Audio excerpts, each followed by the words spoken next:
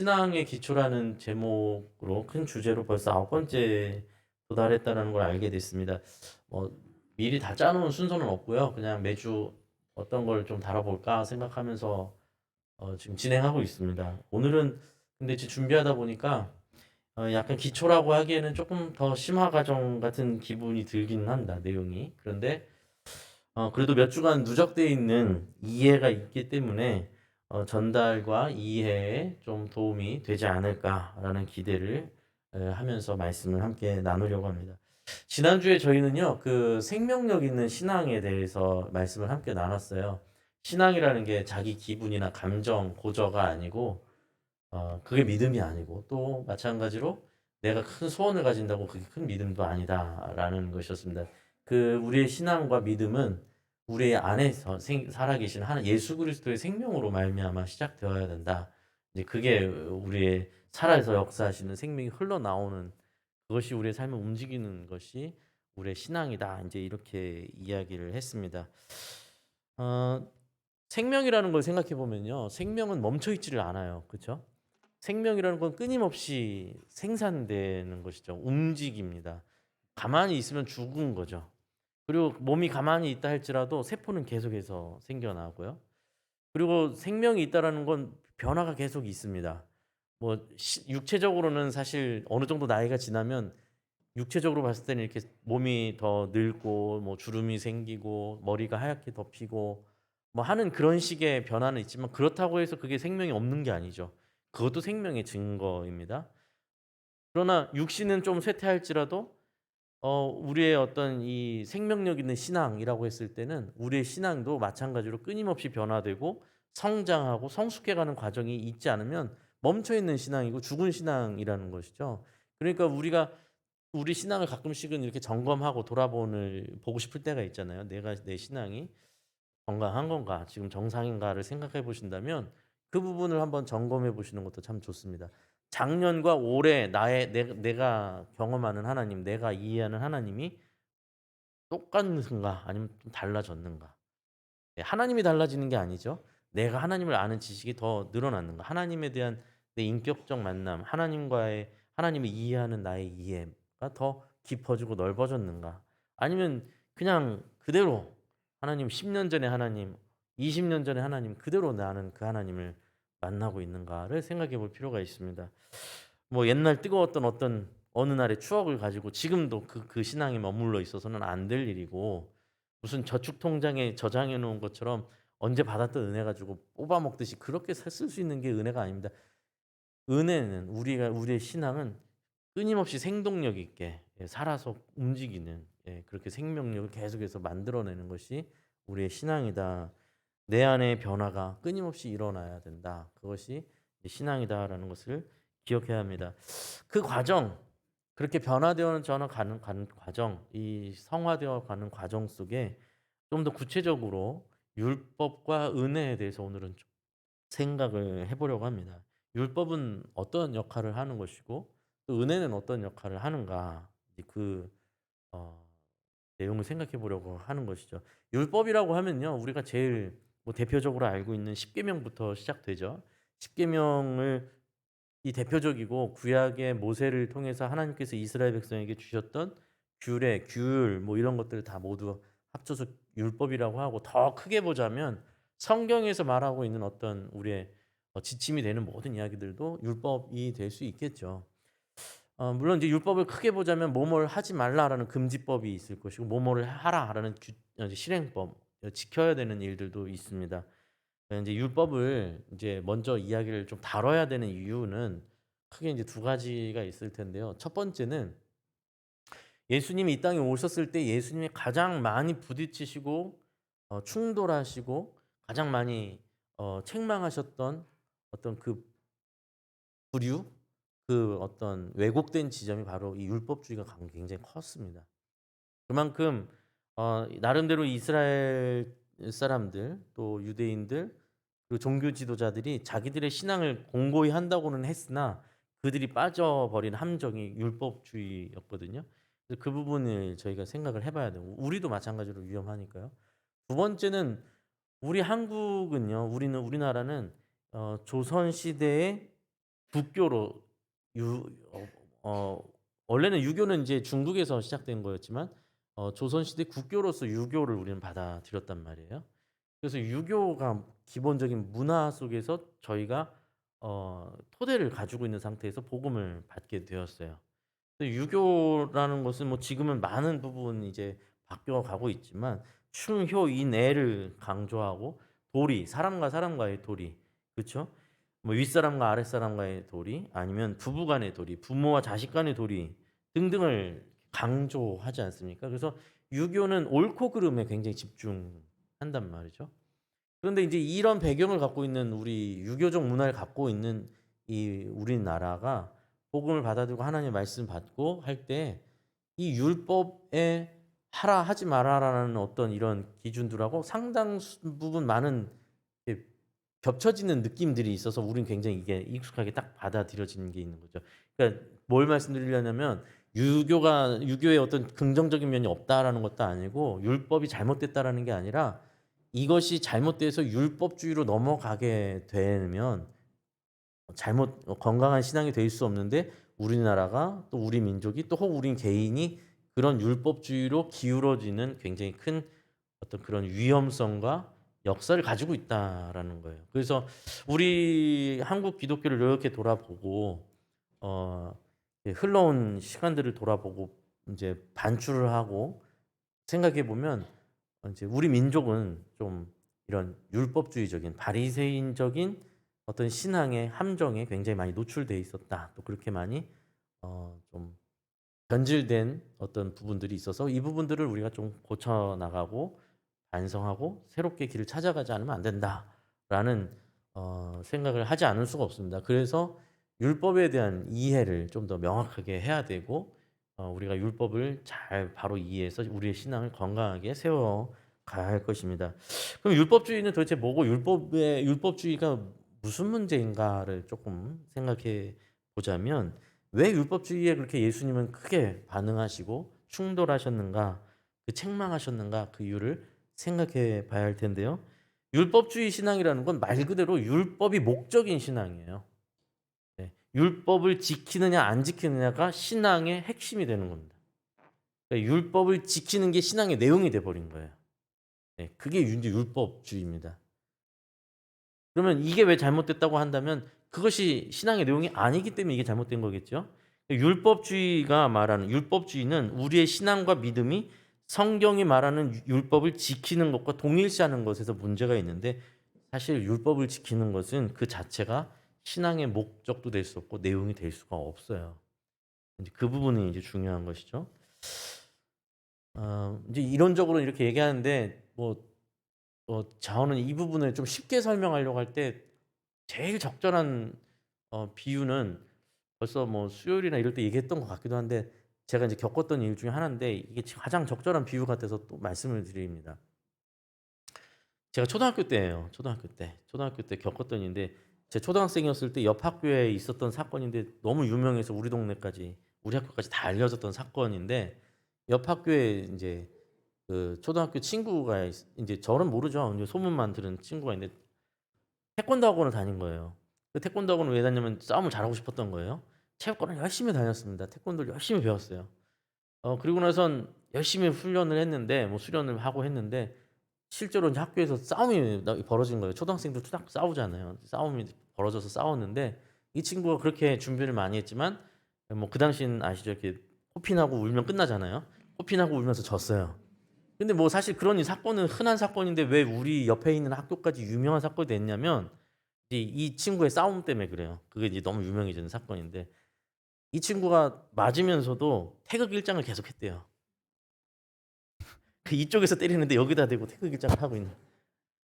근데 이 친구가 태권도를 다니면서 태 이 품새를 하고 이렇게 하는 거를 그게 무슨 그걸 하면 싸움에 다 적용이 되는 줄 아는 거죠. 순수한 친구였던 거예요. 그래서 여기를 맞는데 여기다 대고 발차기를 하고 있는 그거 연결 동작을 놓치지 않고 다 외우면서 끝까지 했는데 다 맞고 결국은 코핀이 나고 울면서 끝난 겁니다. 그래서 이제 그게 이제 너무 유명한 사건이 됐었어요. 저희 동네에서. 율법주의라는 게 그런 거예요. 예. 우리가 가지고 있는 정황과 상황이 있고 이 품새라는 것은 그것을 딱 했을 때 모든 적들을 물리칠 수 있는 것이 아니고 그 한 동작 한 동작을 훈련할 때 그걸 연결 동작으로 해서 쓰는 것이지, 상대방이 어디에 있고 공간은 어떻고 타이밍을 발차기를 해야 되는 타이밍이 어떻고는 그 상황과 정황에 맞춰서 적용을 해야 되는 것이잖아요. 근데 그 적용을 하지 않고 그냥 품새를 외운다고 해서 그 태권도의 목적이 이루어지지 않는다는 것이죠. 그죠?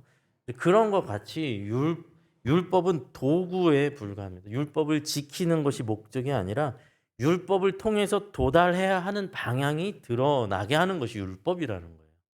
율법 자체가 목적이 되지 않는다라는 것입니다. 만약에 율법을 지키는 것을 목적으로 여기게 되면, 율법주의에 빠지게 되면 율법을 통해서 도달해야 하는 곳까지 가질 못하는 거예요. 그렇죠? 예. 거기가 목적지가 돼 버리니까. 율법은 우리를 어떤 목적지로 이끌어가는 역할인데 율법 자체를 목적으로 여겨 버리니까 도달하지 못하게 된다라는 것이죠. 인제 뭐 대표적으로 예수님께서 많이 부딪히셨는데, 종교 지도자들과 많이 부딪히셨는데, 뭐 굉장히 많이 부딪히셨는데, 뭐 대표적인 이런 사건들이 있죠. 구약의 율법에는 안식일을 거룩히 지키라는 율법이 있지 않습니까? 그래서 안식일은 일하면 안 돼요. 이 일을 하지 않고 거룩하게 지켜야 됩니다. 근데 인제 어떤 문제가 뭐냐면, 예수님께서 안식일이었는데 병자를 고쳐 주시는 거예요. 그러니까 병자를 고쳐 주시는 건 의원들이 하는 일이잖아요, 일. 그러니까 예수님이 병자를 고친 걸 가지고 이제 딱 보고 득달같이 달려오죠. 이 종교 지도자들과 바리새인들이 와서 "당신은 왜 율법을 지키지 않는가?" 인제 "율법을 어겼다." 이거예요. "안식일인데 일을 했다, 당신은." 인제 이렇게 공격을 해 오는 게 인제 율법주의자들의 공격이었습니다. 그럼 예수님께서 뭐라고 말씀하시냐면, "너희들은 하나님의 말씀, 하나님의 뜻을, 율법을 제대로 이해하지 않을 뿐만 아니라 완전히 반대로 해석했다."라는 거죠. 안식일의 의미가 무엇이냐를 물으시는 거죠. 예수님께서 안식일에 병을 고치신 것은 무슨 의미죠? 예수님이 물으시는 거예요. 병에 걸린 자, 병으로 고통 속에 있는 자가, 고통 속에 있는 자를 그 고통에서 자유케 풀어주는, 안식을 주는 것이 안식일의 진짜 목적 아니냐라는 것이죠. 그죠? 고통 속에 놓여 있는 자, 고통 속에 매여 있는 자를 치유하여 주심으로 그가 진정한 자유와 진정한 안식을 누리게 되면 그것이야말로 진정한 안식일 아니냐라는 것인데, 그것을 예수님이 일하셨다고 공격해 온 것이죠. 그렇게 율법의 본뜻이 해석하기에 따라서는 정반대, 180도 반대로 완전히 엉뚱하게 해석이 될 수 있더라라는 것입니다. 이제 이런 부분들은 저희가 지금 몸담고 있는 이 기독교와 한국 교회가 걸어온 길들 중에서 역사 속에서 조금은 이제 돌아보고 점검하고, 혹시 우리도 좋은 의도로 지켜왔던 것들이 많죠, 뭐 대부분. 뭐 마찬가지로 바리새인들이나 율법학자들도 하나님 말씀을 지키겠다라는 그 명분을 가지고 이렇게 하고 있으니까요. 그러나 그것이 하나님의 의도에서 완전히 벗어나 버린 것이 있지는 않을까를 이제 좀 돌아보면서 생각해 볼 필요가 있는데, 사실은 제가 중고등학교 시절을 이렇게 거치면서, 어렸을 때부터 이렇게 거쳐오면서 좀 궁금하고 좀 이해가 잘 안 됐던 부분들이 있었어요. 좀 '이게 맞나?' 했었는데, 이제 나중에 인제 신학교를 가고 신학을 공부하고 말씀을 공부하면서는 정리가 어느 정도 된 부분을, 대표적인 부분을 말씀드리자면 명절 제사 부분인 것 같아요. 뭐 대표적으로 예를 들자면요. 저는 어렸을 때부터 저도 그렇게 교육을 많이 받았죠. "제사는 우상 숭배다."라고. 그래서 인제 죽은 살아있지 않은 조상에게 절을 하는 것 자체는 우상 숭배고, 또 그 안에 미신적인 행위들이 막 들어가 있는 것을 따르면 안 된다. 그거 동의합니다. 자, 근데 문제는 뭐냐면, 어렸을 때부터 제가 경험했던 건, 뭐 예를 들면 이런 거죠. 아주 작은 거, 사소한 거는 친척집에, 안 믿는 친척집에 갔어요, 명절에. 근데 인제 그래서 진수성찬이 막 있잖아요, 명절이니까. 근데 먹었어요. 근데 저희 형이 "그거 제사상에 올라갔던 건데." 그래요. 그럼 막 갑자기 속이 막 메스껍고, 뭐 죄를 지은 것 같고, 예. 그러면서 막 제가 어린 나이에 막 회개 기도를 하는 거예요. "하나님, 제가 막 우상 숭배한 걸 먹었습니다." 막 이러면서. 이제 그렇게 이해하고 있었던 것들. 또 아주 가벼운 건 그런 것이고요. 그 정도는 귀여운 얘기죠. 그런데 좀 더 인제 구체적으로 현실적으로 가자면 저는 어렸을 때부터 많이 봤습니다 사실은.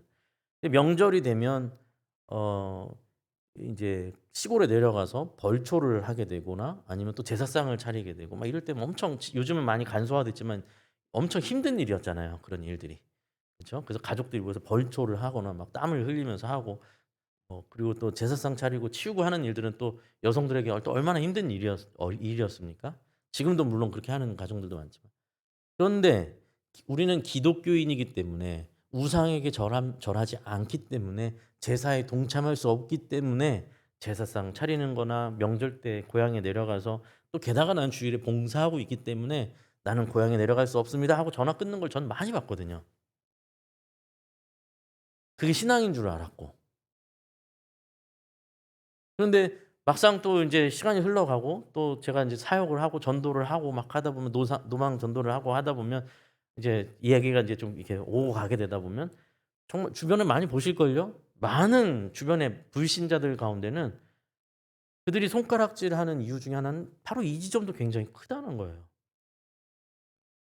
명절 때 내 얼굴 한번 비치지 않는 어 예수 믿더니 뭐 와서 제사 때 오지도 않는다. 좀 벌초하는데 오지도 않는다. 전화 와 가지고 "교회 뭐 봉사하는데 못 가는 거 아시죠?" 하고 그냥 끊는다. "그게 자식이냐?" 뭐 인제 이런 식의 비난들을 굉장히 많이 받습니다. 우리는 이것이 신앙이라고 생각하고 이것이 믿음이라고 생각해서 그렇게 했지만 사실 우리는 좀 더 엄밀하게 좀 따져 볼 필요가 있었다라는 것이죠. 사실 우리가 뭐 절을 하지 않는다든지 미신적 행위에 동참하지 않음으로 인해서 받는 핍박은 받을 수 있다고 생각하고 그걸 각오해야 된다고 생각합니다. 그러나 가족들이 함께 힘들게 벌초를 한다든지 제사상을 차리고 또 치우는 설거지하는 이 모든 일들에는 마땅히 같이 동참해서 같이 힘을 실어 줘야죠. 같이 해 줬어야죠. 그래서 왜냐하면 이것을 하지 않음으로 해서 가족과의 관계가 깨지는 것 아닙니까? 그렇죠? 우리가 우상 숭배를 같이 하자는 것이 아니라 동참하자는 얘기가 아니라 이 일에 대해서 가족으로서 같이 나눠져야 될 짐들을 같이 나눠지는 것이 마땅한 도리다라는 것이죠. 그것이 무슨 죄라고 할 수 없죠. 이런 부분들이 사실은 이제 본래 목적은 그러니까 인젠 뭐 나는 하나님을 섬기는 오늘 그러니까 사실은 주일날 가서 오히려 더 일찍 일어나서 요리 좀 하고 전 부치고 하다가 "아 형님, 어머니 죄송한데 제가 주일이니까 예배는 드려야 돼요." 그러면서 "집 앞에 저 앞에 교회 좀 1시간만 갔다 올게요." 하고 예배 드리고 오는 거 맞죠. 그게 맞죠. 그리고 나선 "뒤에 설거지는 제가 할 테니까 놔두세요." 이렇게 해서 오히려 가족들이 오히려 "너는 예수 믿으니까 더 다르구나. 이게 힘든 거 네가 더 하겠다고 하니 네가 믿는 예수가 우리보다 낫다."라고 그런 영향력을 미쳤어야죠 우리가 사실은. 근데 정반대로 갔죠. 모두 그러셨다는 게 아니라 그런 케이스들을 좀 많이 봤습니다.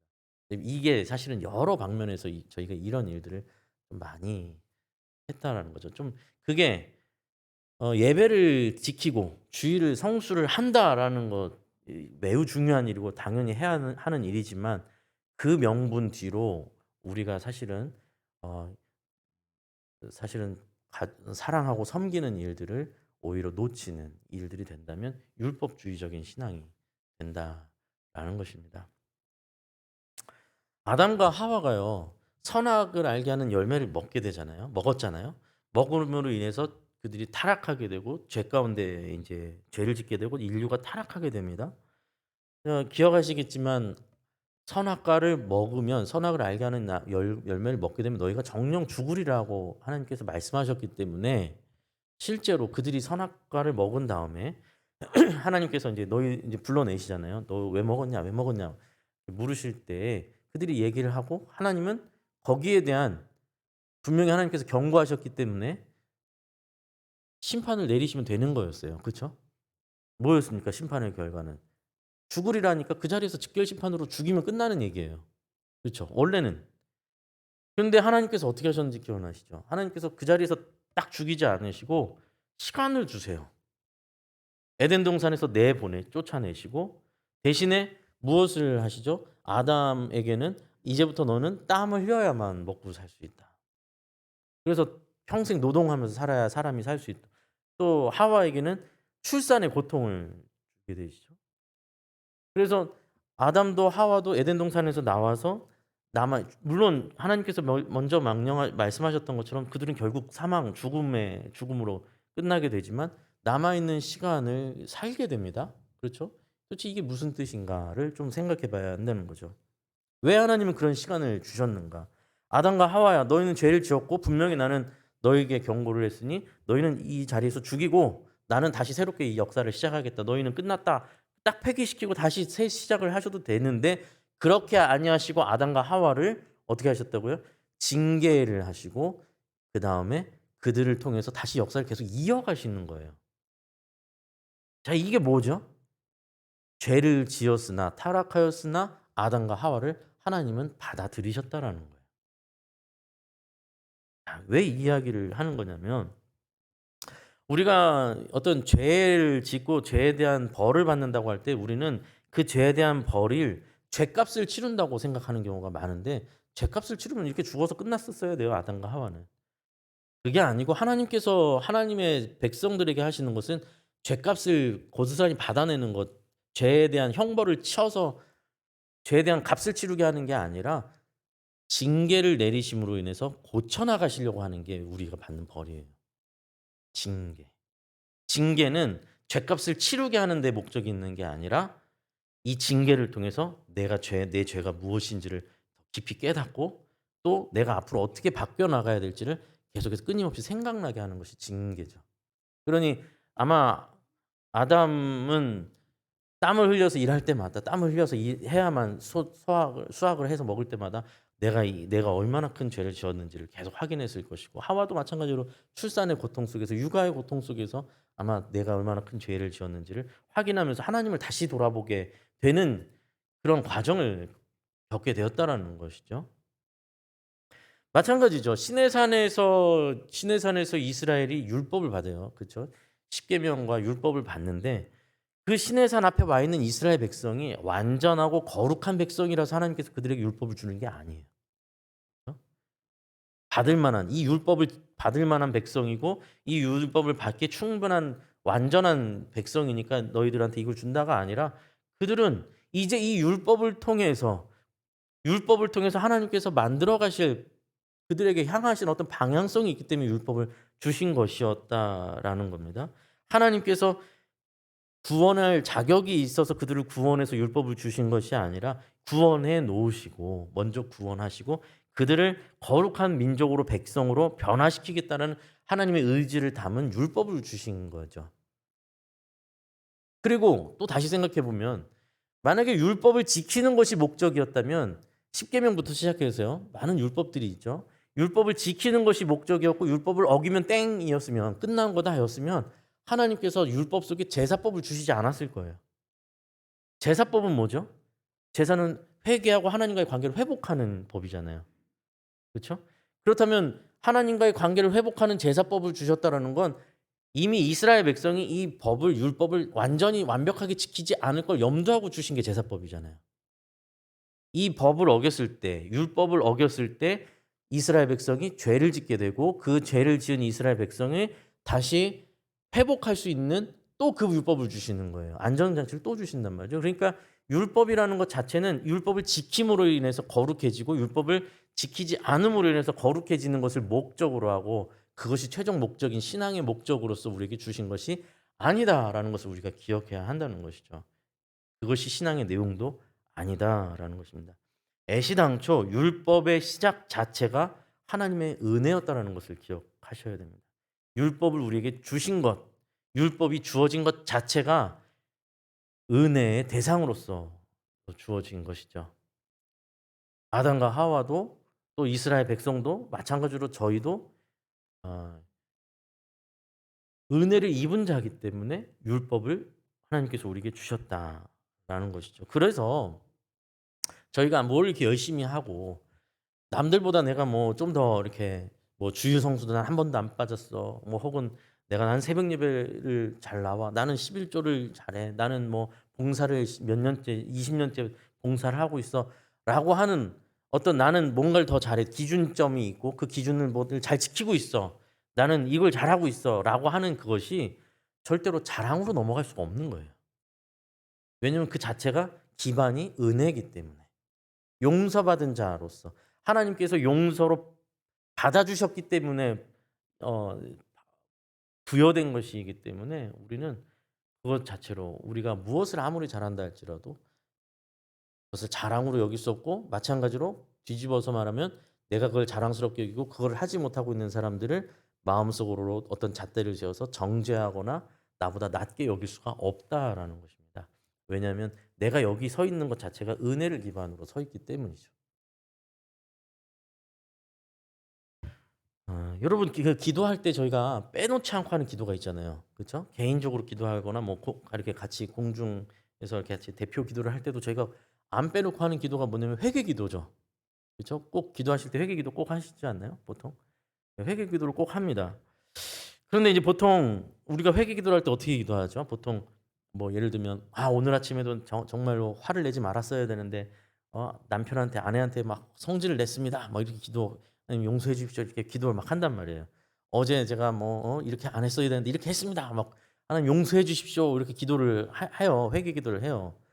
그런데 여러분 잘 생각해 보셔야 돼요. 내가 이 회개 기도를 할 때 이 기도가 내가 어제 지은 잘못, 오늘 내가 지은 죄를 씻어내는 것이 이 회개 기도라고 생각하시면 회개를 잘못 이해하고 계신 거예요. 내가 저지른 잘못을 내가 이 저지른 잘못을 용서받기 위해서 다시 씻어내는, 하나님께 용서를 구하고 씻어내서 다시 제로로, 제로 상태로 만들려고 한다면 그 자체가 지금 뭔가 신앙을 잘못 이해하고 있다라는 거죠. 왜냐하면 우리는 제로 상태에서 살고 있지 않아요. 우리 자체가 뭐라고요? 무한한 마이너스 상태예요. 어제 이거 이제 저희가 그러니까 무슨 착각을 하냐면 회개 기도를 할 때 어제 하나님, 그러니까 우리가 뭐라고 기도해요? 알고 지은 죄 모르고 지은 죄까지 다 용서를 구하잖아요. 왜죠? 혹시 빠뜨리면 죄의 마일리지가 올라갈까 봐. 그죠? 혹시 내가 그거 빠뜨렸으면 안 되는데, 그러니까 기도할 때도 하나님 제가 모르고 지은 죄까지 용서해 주십시오. 이렇게 얘기하지만 뭐 잘못됐다는 게 아닙니다, 무조건. 그 의식 속에 나는 0인데 어제 마이너스를 막 했으니까 오늘 기도해서 용서받아서 다시 0까지 올라와야지. 이렇게 생각하고 어떤 회개 기도를 씻어낸다라는 개념으로 회개 기도를 하고 있다면 방향을 잘못 이해하고 계시는 거예요. 네. 진짜 회개 기도는 뭐냐면 내가 이렇게 죄를 향하고 있는 상태에서 이 죄를 하지 말아야 되는데, 죄를 짓지 말아야 되는데, 어제 저도 모르게 그냥 홧김에 그냥 죄를 졌습니다. 이거 없었던 일로 해주세요. 다시 씻어주세요. 이게 회개가 아니에요. 그래서 다시 영만 들어서 좀 또 다시 이렇게 보고 있을 거 아니에요. 이게 아니고 하나님, 제가 이 방향으로 서 있는 이 나, 그죠? 이 자꾸만 이 죄를 탐하고 죄를 사랑하고 있는 나, 죄를 향하고 있는 나라는 존재는 정말 절망적입니다, 하나님. 노력하고 노력해도 맨날 넘어집니다. 또 성질 부리고 또 미워하고 시기합니다. 내 입을 주체할 수가 없습니다. 내 욕망을 주체할 수 없습니다. 나는 죄인입니다. 근데 여러분 기억하셔야 되는 게 이걸 죄라고 인식하게 된 게 율법이잖아요. 그죠? 율법이 없으면 내가 이게 죄인지도 몰라요. 하나님께서 나에게 내 안에 율법이 무엇인지 율법을 주셨기 때문에 죄를 인식하게 됐고, 그래서 율법은 우리를 어디까지 끌고 왔는지 보셔야 돼요.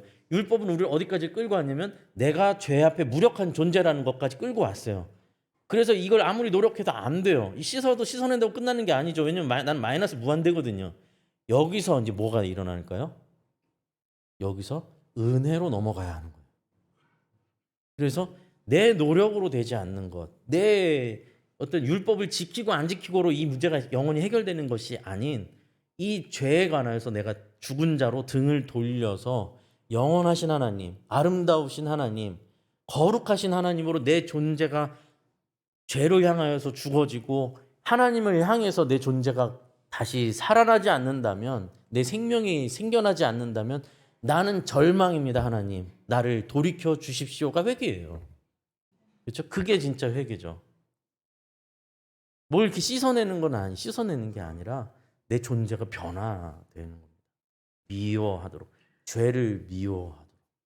죄를 미워하고 죄를 짓고 벌 받는 게 두려워서 사는 것이 아니라 신앙생활을 하는 게 아니라 그 징계를 기쁘게 받아들이고 오히려 하나님 제가 맞을 짓 했네요.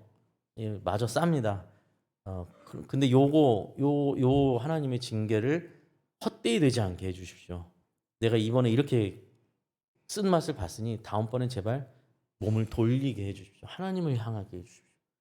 내 방향이 바뀌어야 됩니다. 나란 존재가 바뀌어야 되는데 내 힘으로 되지 않습니다. 하나님 은혜만이 나를 바꿀 수 있습니다. 하나님 도와주십시오라고 하나님 은혜를 붙드는 것, 그게 진정한 회개고, 그것이 율법이 우리를 은혜로 이끌고 그 은혜 가운데서 변화시키는 하나님의 뜻이다라는 거예요. 이걸 이해하지 못하면 율법에서 멈추는 거예요. 나 요거 잘했어. 나 요거 못했어. 저 사람은 저거 못하네. 나보다 못해. 뭐 이렇게 돼버리는, 진짜로 가야 될 은혜의 길로 접어들지 못하고 거기서 그냥 율법주의로 빠져든다라는 것입니다. 우리는 좀 궁금한 게 있죠. 하나님께서 우리를 구원하셨잖아요. 은혜로 구원하셨잖아요. 그래서 죄도 인식하게 되고 율법도 알게 됐어요. 그래서 우리가 죄인이라는 것도 알게 됐습니다. 기왕 이 정도 해주실 거였으면 그냥 이 죄의 성품도 그냥 한번 팍 바꿔주셨으면 얼마나 좋았을까요? 그죠? 죄를 사랑하는 그 마음 자체도 그냥 내가 예수님 믿는 순간, 내가 죄인입니다 처음에 고백했던 그 순간 그냥 마음도 이제는 죄를 더 이상 탐하지 않고 그냥 하나님만을 사랑하고 찬양하고 입만 벌리면 찬양 나오는 그런 사람으로 하나님 팍 바꿔주시면 얼마나 좋아요. 근데 절대 그렇지가 않죠. 예수님 믿었지만 끊임없이 여전히 나는 죄와 씨름하고 있고 율법 때문에 한 대 또 맞고 율법 앞에서 내가 죄인임을 또 깨닫고 또 몸부림치면서 하나님께 매달리게 되는 이 싸움, 마치 아담과 하와가 에덴 동산에서 쫓겨나서 시간을 보내야 하는 것처럼 이스라엘 백성이 구원받았으나 가나안까지 그 긴 여정을 가야 하는 것처럼 우리에게 주어진 이 인생, 이 일상, 우리에게 주어진 정황들이 우리를 계속해서 씨름하고 눈물 흘리게 하고 실패하고 넘어지고 또 율법 앞에 항복하게 되고 또 못했네, 또 나는 실패했네, 넘어지고 후회하고 자책하고, 그래서 결국 내 안에서는 아무 의의 근거를 찾을 수 없어서 하나님 하고 또 두 손 들고 또 항복하고 하나님 앞에 돌아서는 이 시간을 하나님께서 우리에게 허락하셨다는 것을 기억하셔야 됩니다. 그게 지금 우리의 인생이죠. 그러니 아까 처음에 말씀드렸던 것처럼 생명력이 있는 신앙은 끊임없이 변화될 수밖에 없습니다. 끊임없이 내 존재가 변화될 수밖에 없습니다. 계속해서 방향이 바뀌고 더 하나님을 깊이 알아갈 수밖에 없고 체험해 갈 수밖에 없다. 내가 산산이 부서져 가는 걸 더 경험하게 되고 내 안에 살아계신 하나님께서 더 크게 역사하시는 것을 계속해서 경험해 가지 않는다면 나는 죽어있는 신앙.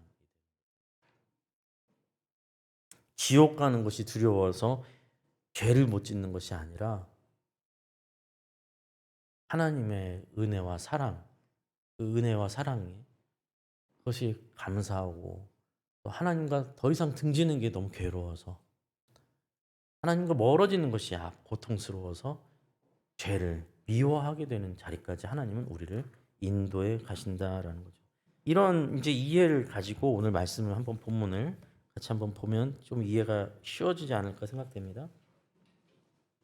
15절 말씀 함께 읽겠습니다. 15절 말씀 시작. 그런즉 어찌하리요 우리가 법 아래에 있지 아니하고 은혜 아래에 있으니 죄를 지으리요 그럴 수 없느니라. 네, 우리는 율법 아래 있는 자가 아니라 은혜 아래 있는 자입니다. 그러니 이 죄를 짓고 안 짓고 여기에 매몰돼 있는 상태가 아니라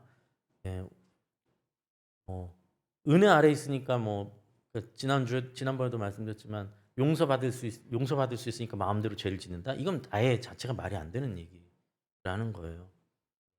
율법을 통해서 우리는 철저하게 은혜 가운데로 이끌려왔고 율법은 우리를 은혜로 등 떠미는 역할을 하는 거예요. 은혜로 등 떠미는 역할. 우리는 자연스럽게 죄를 피해서 죄에서 멀어지는 것이 아니라 하나님을 사랑하기에 죄에서 멀어지는 존재로 변화된다라는 것이죠. 그래서 16절, 17절, 18절까지 한번 이어서 읽어보겠습니다. 시작. 너희 자신을 종으로 내주어 누구에게 순종하든지 그 순종함을 받는 자의 종이 되는 줄을 너희가 알지 못하느냐. 혹은 죄의 종으로 사망에 이르고 혹은 순종의 종으로 의에 이르느니라. 하나님께 감사하리로다. 너희가 본래 죄의 종이더니 너희에게 전하여 준 바 교훈의 본을 마음으로 순종하여 죄로부터 해방되어 의에게 종이 되었느니라. 아멘.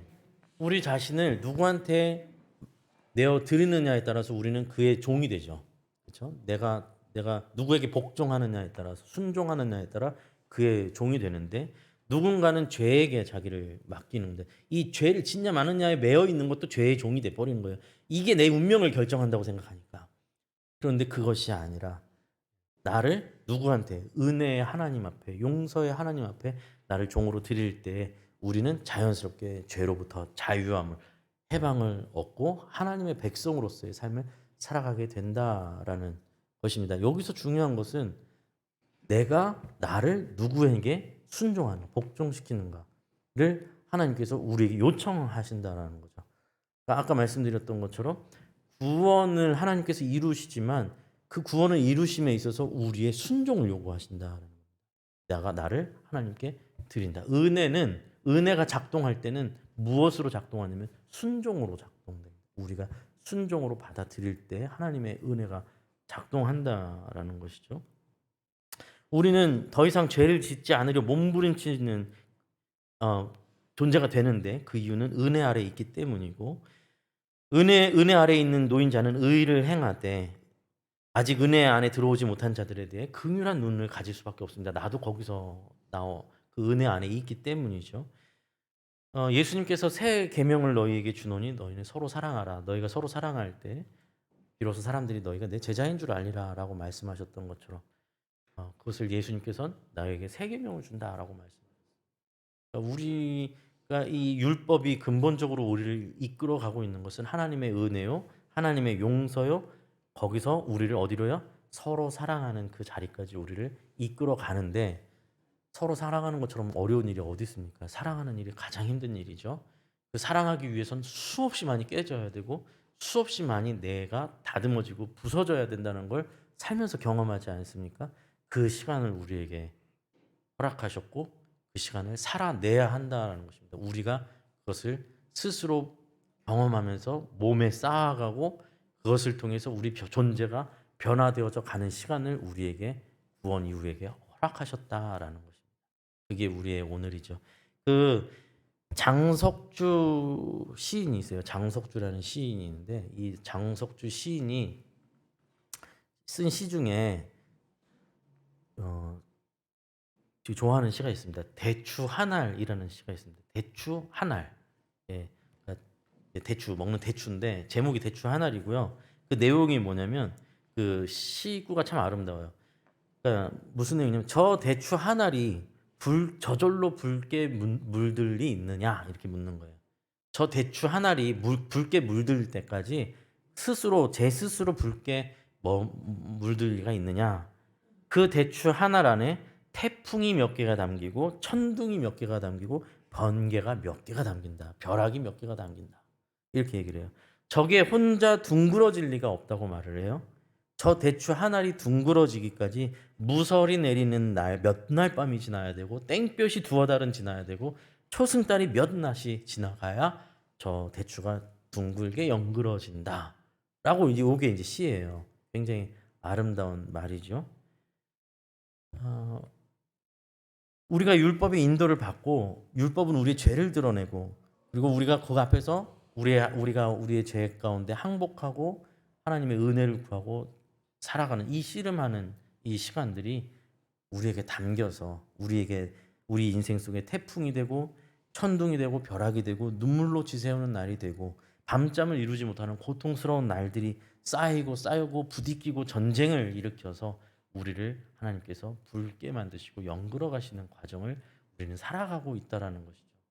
그것이 우리 은혜, 처절하지만 우리 은혜의 길로 우리를 인도하시는 하나님이십니다. 그거 아까도 말씀드린 것처럼 기계적으로 뿅 바꿀 수 있지만 그렇게 되면 우리는 기계에 불과하겠죠. 우리의 모든 인격과 삶이 그것을 체험하면서 경험하면서 다듬어져 가면서 우리의 순종과 결단을 통해서 이뤄가는 일에 하나님 동참시키시는 거예요.